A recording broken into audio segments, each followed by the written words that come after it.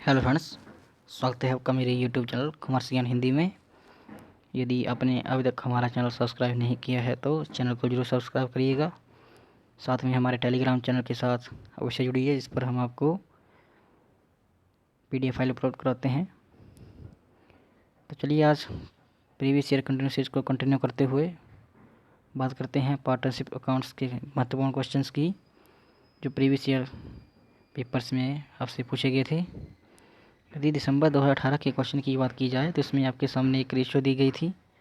उसमें के अनुसार आपको बताना था कि ए, बी और एक्स का नया विभाजन लाभ क्या रहेगा।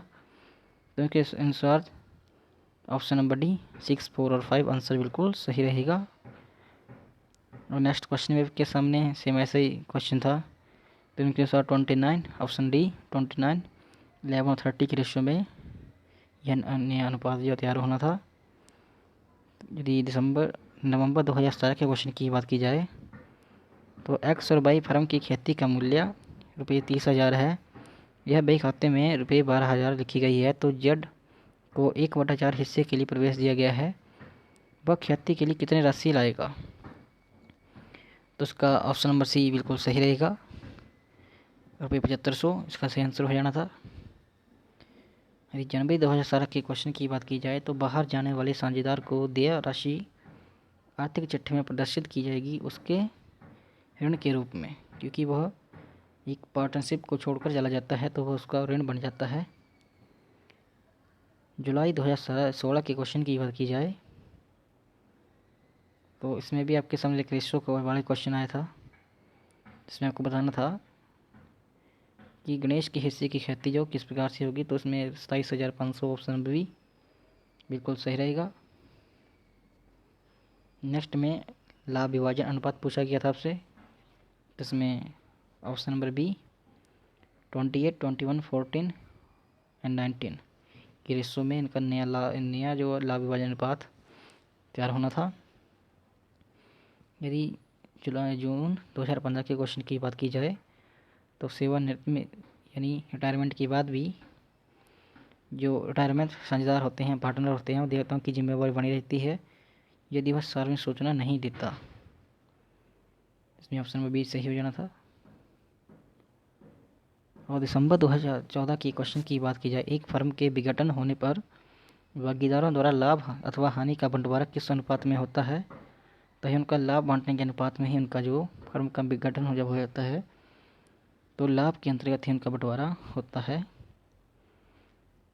जून 2014 के क्वेश्चन की बात की जाए, फर्म का साझेदार ए नियमित रूप से प्रत्येक माह की 16 तिथि को रुपये 500 निकालता है।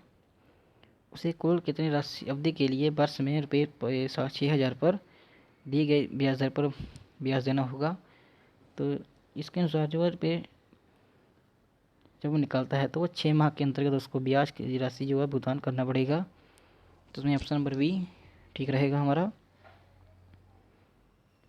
यदि दिसंबर 2013 के क्वेश्चन की बात की जाए तो इसमें आपके सामने एक रेशियो दी गई थी।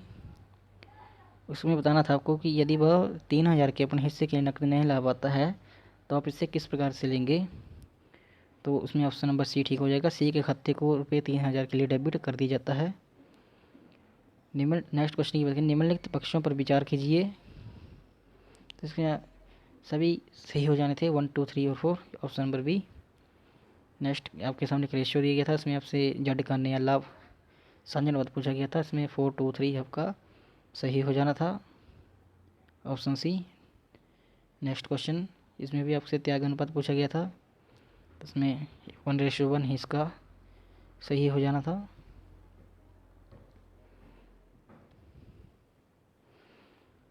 चुनाव व्यवहार के प्रीमियम विधि का प्रयोग निम्नलिखित में से किसके द्वारा किया जाता है।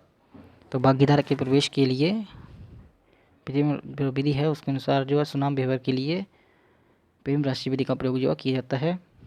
नेक्स्ट क्वेश्चन में आपको 2 सूचियाँ दी गई थी, इसमें आपको सूची 1 को सूची 2 से मिलान करना था। तो उसके अनुसार 4, 3, 1, 2 ऑप्शन नंबर डी बिल्कुल सही हो जाएगा। यदि क्वेश्चन नंबर 16 की बात की जाए तो उसमें जब एक पंजीकृत साझेदारी फर्म का विघटन हो जाता है यानी एबोलिशन हो जाता है तो निम्नलिखित में से कौन सा इसके सही प्रभाव का वर्णन करता है। तो साझेदार विघटन के 1 वर्ष के भीतर कोई अन्य व्यवसाय प्रारंभ नहीं कर सकते, क्योंकि ये एक हानि की स्थिति होती है।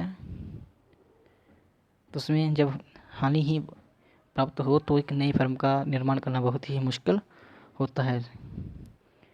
साझेदारी फर्म का निर्वहती प्राप्त साझेदार यूनिटारिंग पार्टनर उसके निर्वहती के बाद आने वाले फर्मों के दायित्वों के लिए कब उत्तरदायी होता है। तो ये क्वेश्चन आपको पिछले यदि बात की जाए तो जून 2015 में भी आया था। तो इसमें ऑप्शन नंबर बी, उसके अनुसार अभी इसमें ऑप्शन नंबर ए, जब वह सार्वजनिक सूचना नहीं देता है, ठीक हो जाएगा। एक साझेदारी फर्म के पंजीयन न करवाने के क्या प्रभाव होता है। इसमें केवल 4, एक साझेदार फर्म पर या फर्म के किसी अन्य साझेदार पर दावा नहीं कर सकता है, सही हो जाना था। भारतीय साझेदारी अधिनियम 1932 की किन धाराओं के मध्य फर्म के विघटन की विभिन्न रीतियों का उल्लेख किया जाता है। तो धारा 39 से 43 तक उनकी जो विभिन्न रीतियाँ होती हैं उनका उल्लेख जो किया जाता है। फर्म के विघटन की स्थिति में फर्म की समस्त संपत्ति को किस मूल्य पर वसूली खाते में स्थानांतरित किया जाता है। तो उनके पुस्तकीय मूल्य के अनुसार जो है उनकी समस्त संपत्ति को पुस्तकीय मूल्य के अनुसार वसूली खाते में स्थानांतरित किया जाता है। तो इस वीडियो में इतना ही। यदि ये चैनल को सब्सक्राइब नहीं किया है तो चैनल को सब्सक्राइब कर लीजिएगा, साथ में टेलीग्राम चैनल को जरूर ज्वाइन करिएगा। धन्यवाद।